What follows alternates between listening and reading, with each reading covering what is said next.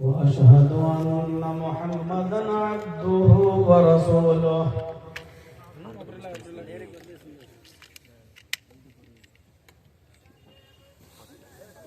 أما بعد فإن خير الحديث كتاب الله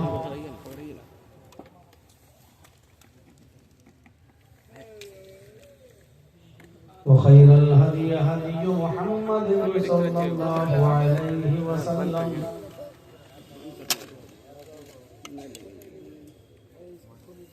وشر الأمور محدثاتها وكل محدثة بدعة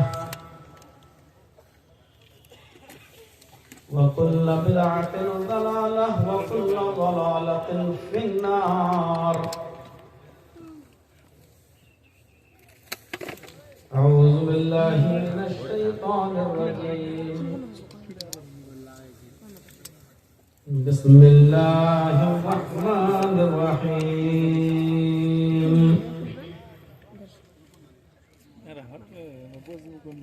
يا أيها الذين آمنوا توبوا إلى الله توبة نصوحا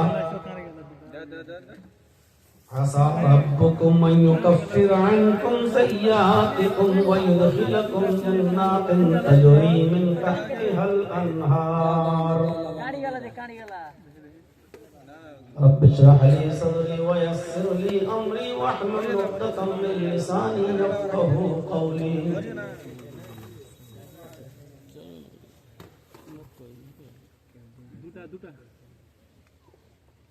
اسٹیج پر بیٹھے ہوئے معقر علماء کرام، مدرسہ سراج العلوم حال بائدہ کے اساتذہ کرام، بالخصوص اس اجلاس کی روح رواں جناب محمد حسن انصاری، نائب امیر ضلعی جمعیت اہل حدیث کٹیہار،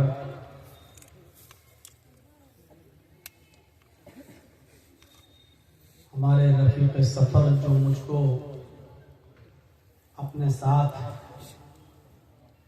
منصاہی سے یہاں تک لے کر آئے، میرے محترم دوست جناب ڈاکٹر عالمگیر صاحب،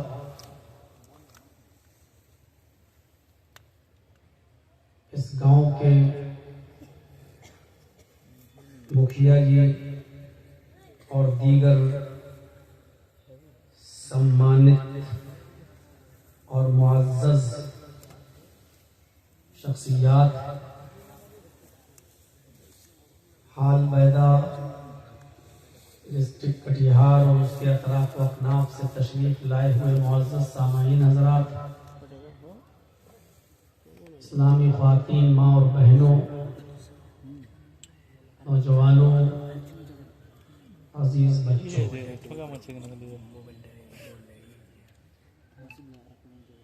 رات کے 12:30 بجے تک اور ٹھنڈی کی اس رات میں آپ لوگوں کا یہاں پر جم کر بیٹھنا اور اتنی کثیر اور بڑی تعداد میں جمع ہونا، یہ اس بات کو بتلاتا ہے کہ ابھی ایمان ہمارے دلوں میں باقی ہے، اسلام کی محبت ہمارے دلوں میں موجود ہے۔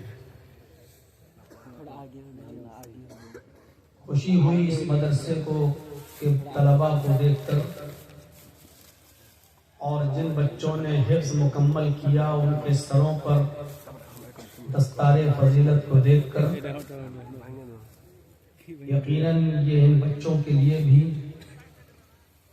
اور ان بچوں کے والدین کے لیے بھی اور ان بچوں کو پڑھانے والے اساتذہ کرام کے لیے بھی بڑی خوشی کا موقع ہے۔ اور سب سے بڑی خوشی اس وقت ہوگی جب حافظ قرآن کے باپ کے سر پر सोने का मुकुट, सोने का ताज रखा जाएगा, जिसकी रोशनी सूरज से ज्यादा रोशन होगी, जिसकी चमक सूरज से ज्यादा जिसके अंदर होगी, और लोग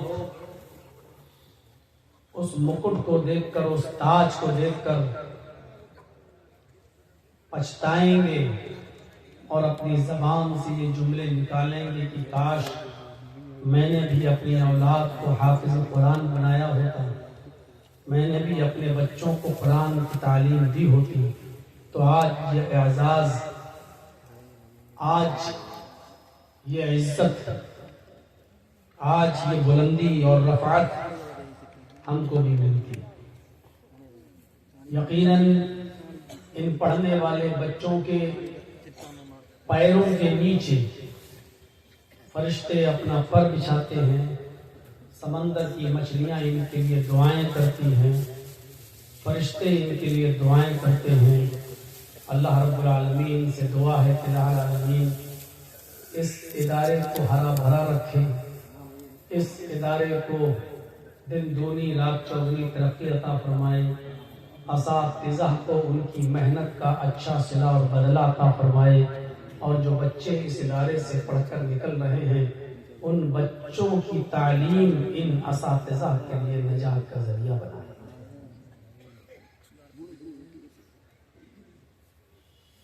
जलसे बहुत होते हैं और हो भी रहे हैं।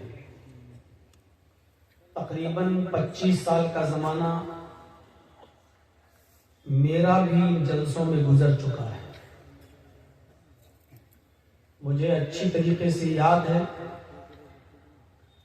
अगर शुरू की 2-3 तकरीरों को न जोड़ें और सन 2000 से जो मैंने तकरीर की दुनिया में कदम रखा, आज 2025 तक एक लंबा जमाना गुजरा है। 1/4 सदी गुजर गई है। एक सदी 100 साल की होती है, 1/4 सदी गुजर गई है। और मैंने बड़े उतारों चढ़ाव देखे हैं, बड़े नशेबो फराज देखे हैं। मैंने सन 2002 की तकरीर में जो नारायण खेड़ के अंदर हुई थी आंध्रा में, मैंने वो मंजर भी देखा है कि मेरी तकरीर खत्म होने से पहले 6-7 लोगों ने अपने घरों से टीवी लाकर स्टेज पर पहुंचकर और जमीन पर अपनी अपनी टीवियों को पटक दिया था और तोड़ दिया था। मैंने वो मंजर भी देखा है। कुछ अच्छे असरात भी देखे हैं और लोगों को चेंज होते हुए और बदलते हुए भी देखा है। मैं ऐसे 1-2 नहीं, सैकड़ों लोगों को जानता हूं कि जब उनसे मुलाकात होती है तो वो कहते हैं कि मौलाना साहब, आज अल्हम्दुलिल्लाह मैं अहले हदीस हूं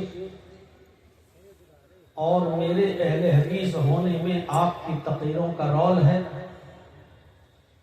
आपकी तकरीरें सुन सुन कर मैं राह हक पर आ गया।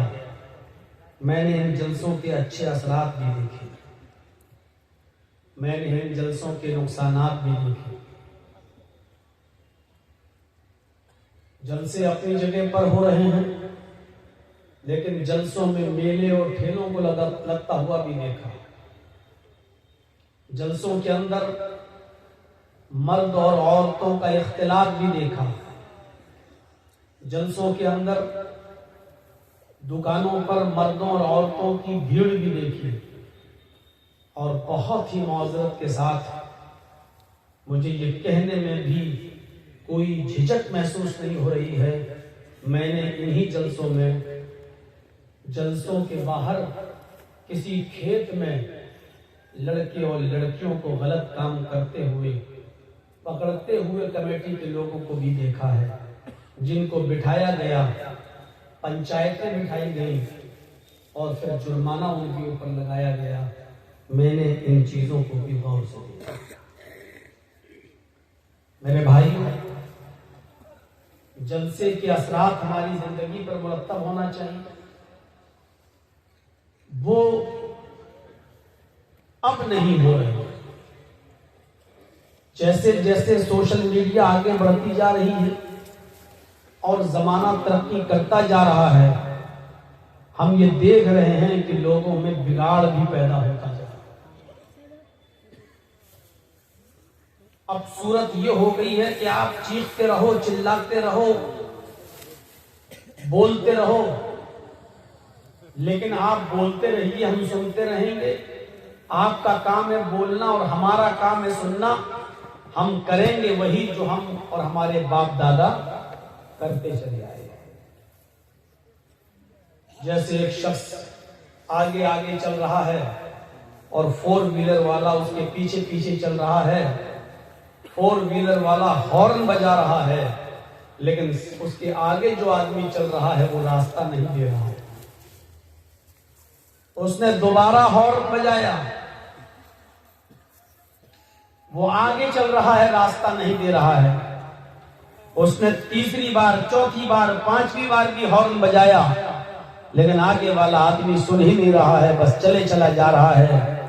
ڈرائیور کو غصہ آیا، گاڑی سے اترا، اس آدمی کو پکڑا اور کان پر ایک تھپڑ لگایا، کمینے، میں کب سے ہارن دے رہا ہوں، تم سن نہیں رہے ہو؟ اس آدمی نے کہا کہ مجھے کیوں مارا؟ کہا کہ میں کب سے ہارن بجا رہا ہوں، تمہیں سنائی نہیں دے رہا ہے؟ راستے سے کیوں نہیں ہٹتے ہو؟ اس آدمی نے جواب دیا، بھائی تم اتنی زور زور سے ہارن بجا رہے تھے کہ میرے کان سن ہو چکے، مجھے سنائی نہیں دے رہا تھا۔ اتنی زور زور سے آپ نے ہارن بجایا کہ ہمارے کانوں کے پردے سن ہو گئے، مجھے سنائی نہیں دے رہا ہے۔ آپ کتنی بار ہارن بجایا مجھے نہیں معلوم، میں کیسے ہٹتا جب مجھے سنائی نہیں دے رہا ہے۔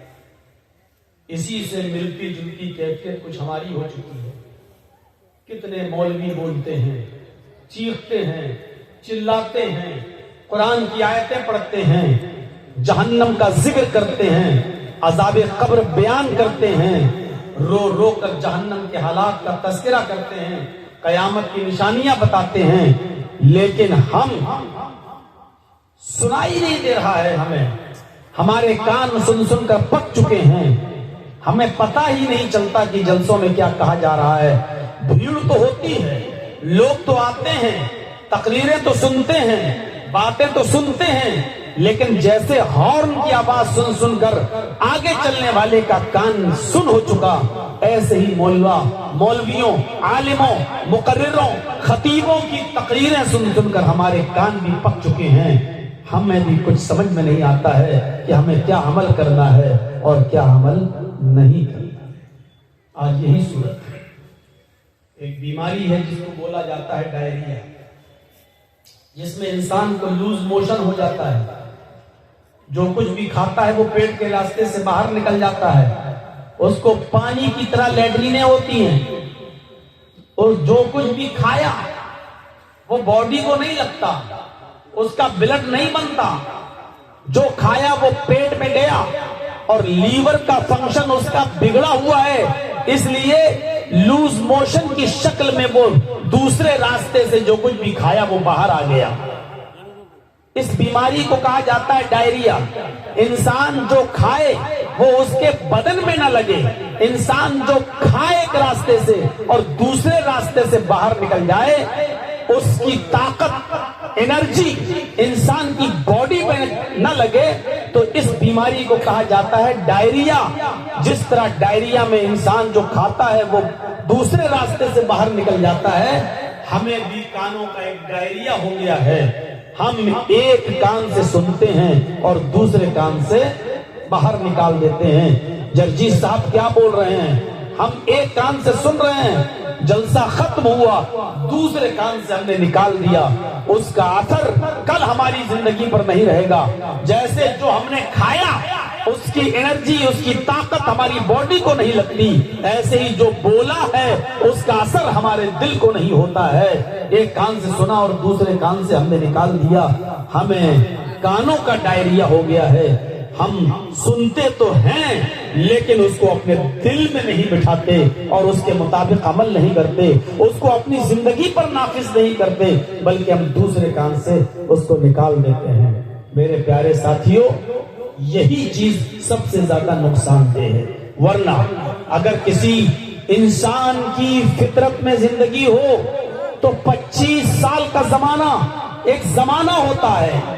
انسان ایک بات ہی کافی ہے اس کی زندگی کے عمل کرنے کے لیے۔ یہاں تو 25 سال کی زندگی گزر چکی ہے، تقریروں کی دنیا میں جہیز ابھی ختم نہیں ہوا، جوا ابھی ختم نہیں ہوا، شراب اپنے زور و شور پر ہے، ساری برائیاں ہمارے معاشرے کے اندر ہے، بے پردگی عام ہو چکی ہے، اور بے حیائی کی حالت تو یہ ہے کہ ہماری بیٹیوں اور بہنوں کے جسم سے کپڑے اتر چکے ہیں، شارٹ کپڑوں میں انسٹاگرام پر آ کر، ٹک ٹاک پر آ کر گندی ویڈیو بنا کر اپلوڈ کر کے آج وہ ہزاروں روپیہ کما رہی ہیں۔ اور آؤ ہمارے لکھنؤ کی طرف تو آپ کو بڑے بڑے حاجیوں، بڑے بڑے نمازیوں، بڑے بڑے ملا اور مولویوں کی بیٹیاں بھی جن کے سروں سے دوپٹے اتر چکے ہیں، بے حیائی کا لبادہ وہ پہن چکی ہیں، اور لیگیوں میں، اسکرٹوں میں، برا میں اور پینٹیز میں وہ اپنی انسٹاگرام پر ویڈیو کو اپلوڈ کر رہی ہیں۔ جب حاجیوں کی، نمازیوں کی، حافظوں کی، قاریوں کی، مولویوں کی بیٹیوں کا جب یہ حال ہو تو پھر میرے بھائیوں امیدیں کس سے لگائی جائیں اور کس سے امید کی جا سکتی ہے کہ ہماری بیٹیوں کو کی اصلاح کو کرے گا؟ قابل غور ہے اور مقام غور ہے۔ آپ کا کون سا چینل ہے؟ ایسے ہی چھوٹا موٹا کون سا چینل کا نام بتاؤ نا؟ ایسے ہی جلسہ کا چینل ہے۔ آپ کو منع کیا، یہ سب لگے ہوئے ہیں تو پھر سب کو دروانے کا فائدہ کیا ہوگا بتائیے؟ یاد رکھنا چاہیے کہ مومن، مسلمان جو ہوتا ہے وہ چھوٹے سے چھوٹے گناہ کو بھی پہاڑ کے برابر سمجھتا ہے، اور منافق جو ہوتا ہے وہ بڑے سے بڑے گناہ کو بھی معمولی سمجھتا ہے، ایسا لگتا ہے جیسے ناک پر مکھی بیٹھی تھی اس نے اڑا دی۔ مومن ایسا نہیں کرتا۔ اور ایک چیز اور بتاؤں گا میں آپ کو، اور اس میں تھوڑا سا وقت میں آپ کا لوں گا۔ آپ جتنے لوگ بیٹھے ہیں بیٹھے رہیے گا، اس بات کو ضرور سن لیجئے گا، اس کے بعد اگر آپ کو جانا ہو تو چلے جائیے۔ میرے بھائیوں، مومن کے سامنے اگر دو راستے آ جائیں، مومن کے سامنے اگر دو راستے آ جائیں، ایک تو مصیبت کا راستہ ہو اور ایک گناہ کا راستہ ہو، ایک راستہ مصیبت کا ہو لیکن اس میں گناہ نہ ہو، اور ایک راستہ گناہ کا ہو جس میں گناہ ہو، تو میرے بھائیوں مومن وہ ہوتا ہے جو مصیبت کے راستے کو ترجیح دیتا ہے اور گناہ کے راستے کو ترجیح نہیں دیتا۔ مثال، حضرت یوسف علیہ السلام جب چھوٹے تھے اور ان کے بھائی اپنے باپ کو ورغلا کر لے آئے، اور بھائیوں نے جنگل میں لے جا کر سب نے صلاح کر کے یوسف علیہ السلام کو ایک کنویں میں پھینک دیا،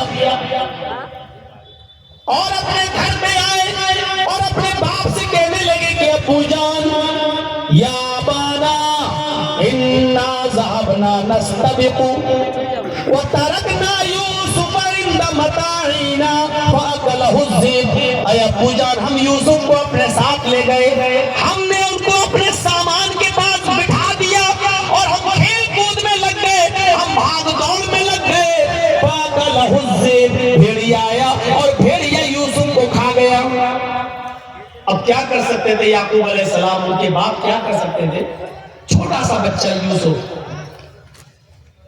صبر کر لیا، لیکن یوسف علیہ السلام کنویں میں ادھر سے قافلہ آیا اور قافلے کو پانی کی ضرورت پڑی تو اس نے ڈول کنویں میں ڈالا۔ جب ڈول کنویں میں ڈالا تو اس میں یوسف علیہ السلام بیٹھ گئے. جب اس نے ڈول کھینچا تو بہت بھاری لگا. ارے یہ تو کھینچ نہیں رہا ہے, پانی اتنا بھاری تھوڑی ہوتا ہے. اس نے جھانک کر دیکھا تو چیخ پڑا, یا بشرا ھذا غلام, اے قافلے والوں خوشخبری ہو, یہاں پانی نہیں ہے, ایک چھوٹا سا بچہ اس کنویں میں پڑا ہوا ہے. اس بچے کو نکالا. قافلے والے خوش ہیں, آج ایک فری کی نعمت ہمیں مل گئی, ایک بچہ مل گیا, وہ بھی بڑا خوبصورت. چلو اس کو مصر کے بازار میں لے جا کر ہم بیچیں گے. چلو اس کو ہم مصر کے بازار میں لے جا کر بیچتے. یوسف علیہ السلام کو مصر کے بازار میں بیچ دیا گیا. جب کسی کے ہاتھ میں فری میں کوئی مال آ جائے تو وہ سستے سے سستے میں بیچ دیتا ہے. جیسے چوری کا موبائل, 20,000 والا موبائل بھی آدمی چاہتا ہے جلدی سے ہٹائے, 2,000 بھی ملا تو لاؤ لے لو. ایسا نہ ہو کہ ہم پکڑے جائیں, لوگ توڑوا کے 2-4 ہزار روپے میں بیچ دیتا ہے. یہ فری کا بچہ مل گیا, کنویں سے ملا, کوئی آ کر اپنا دابا نہ ٹھوک دے کہ یہ بچہ میرا ہے, اس لیے جلدی سے اس بچے کو بیچ دو. تو انہوں نے جلد بازی میں اس بچے کو جب بیچا تو مصر کے بازار میں یوسف علیہ السلام کتنے روپے میں بکے معلوم ہے؟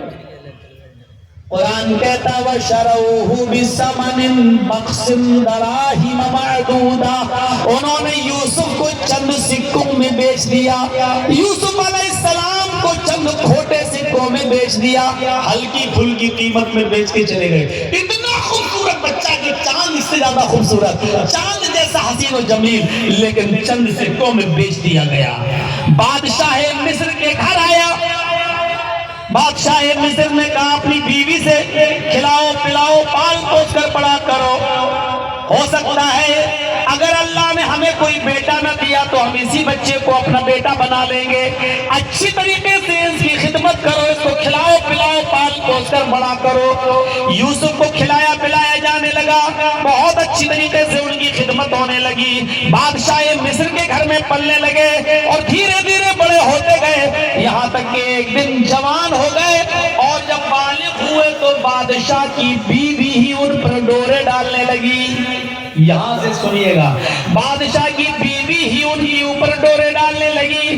بادشاہ کی بیوی ان کو اپنے چنگل میں پھنسانے لگی, ان سے غلط ارادہ کرنے لگی اور غلط چیز کی توقع لگانے لگی. لیکن یوسف علیہ السلام بچے رہے. لاسٹ میں کیا ہوا, عورتوں میں یہ خبر پھیل گئی پورے مصر کے اندر, لو بادشاہ کی بیوی تو اپنے غلام کو دل دے بیٹھی, اپنے غلام سے غلط کام کرنا چاہتی ہے, اپنے غلام کے ساتھ سونا چاہتی ہے, اپنے غلام کے ساتھ زنا کرنا چاہتی ہے. مصر کے اندر یہ بات مصر کی عورتوں میں پھیل گئی, اور عورتوں میں کوئی بات کچھ زیادہ ہی جلدی پھیل جاتی ہے. آپ ابھی ایک بات عورتوں میں کہہ دو اور یہ بھی کہہ دینا کہ اس کو چھپانا کسی کو بولنا نہیں, آپ گھر تک نہیں پہنچ پائیں گے, پورے گاؤں میں بات پھیل چکی ہوگی.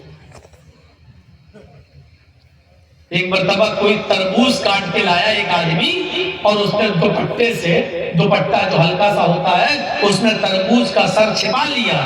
اب تربوز لال رنگ کا ہوتا ہے, اس نے سفید رنگ کے دوپٹے کو لال کر دیا. جب وہ اس حال میں گھر پہنچا تو اس کی بیوی نے کہا اے اس میں کیا ہے, اس میں کیا ہے. اس نے جلدی سے کونے میں تربوز رکھ دیا اور اپنی بیوی سے بولا اس ادھر مت جانا, قریب مت جانا. کہا کیوں, کیا ہوا؟ ایک آدمی اس پر گردن کاٹ کے لائے ہیں, ایک آدمی کا سر قلم کر کے لائے ہیں, ہم بہت حرامی تھا, بہت بدماش تھا وہ, ہم اس کا سر قلم کر کے لائے ہیں. رات میں ہم اس کو پھینکنے جائیں گے, ابھی پھینکیں گے تو پکڑے جائیں گے, ابھی رات ہونے تو تم ادھر مت جانا, کسی کو بتانا نہیں. کہا ٹھیک ہے. وہ بیچارہ ظہر پڑھنے گیا, عصر پڑھنے گیا, مغرب کی نماز پڑھ کے آیا, دیکھا پولیس اس کے دروازے پر کھڑی. پولیس نے کہا چلو دکھاؤ. کہا کیا ہے؟ کہا تم نے کسی آدمی کا مرڈر کیا ہے؟ ہنستے ہوئے کہتا ہے داروغہ جی میں نے مرڈر کہاں کیا. کہ چیکنگ کرو. گھر میں چھاپا مارا تو وہی دوپٹے میں لپٹا ہوا تربوز ملا. کہا صاحب یہ تھا. کہا یہ تھا؟ کہاں؟ کہا کیوں, ایسا تم نے کیوں کیا؟ کہا صاحب میں یہ دیکھنا چاہتا تھا کہ عورتیں اپنے پیٹ کے معاملے میں کتنی مضبوط ہوتی ہیں. میں نے صرف اپنی بیوی سے کہا تھا کہ کسی کو بتانا نہیں. لیکن دیکھ لیجیے صاحب، شام ہوتے ہوتے پورے گاؤں میں بھی پتہ چل گیا، بلکہ پولیس تک آ گئی میرے گھر میں۔ اب واقعی میں اس نتیجے پہ پہنچا ہوں کہ عورتوں کو اپنے دل کی بات کبھی نہیں بتانی چاہیے، ورنہ شام ہوتے ہوتے پولیس کب گھر پہ آ جائے کوئی بھروسہ نہیں۔ صاحب میں نے کوئی آرڈر نہیں کیا۔ تو عورتیں دل کے معاملے میں، پیٹ کے معاملے میں بہت ہلکی ہوتی ہیں۔ مصر کی عورتوں میں افواہ پھیل گئی، کیا پھیلی کہ یوسف کی مالکن، بادشاہ کی بیوی یوسف کو دل دے بیٹھی۔ اب اس کو بڑا غصہ آیا بادشاہ کی بیوی کو، اس نے ساری عورتوں کی دعوت کر دی، ساری عورتوں کی دعوت کر دی، سب کے سامنے پھل رکھ دی اور ایک ایک چھری دے دی، لو پھل کاٹو اور کھاؤ۔ عورتیں پھل کاٹ کے کھانے لگی۔ یوسف علیہ السلام سے بادشاہ مصر کی بیوی نے کہا ذرا ان کے سامنے سے گزر جاؤ، اے یوسف ان عورتوں کے سامنے سے گزرو۔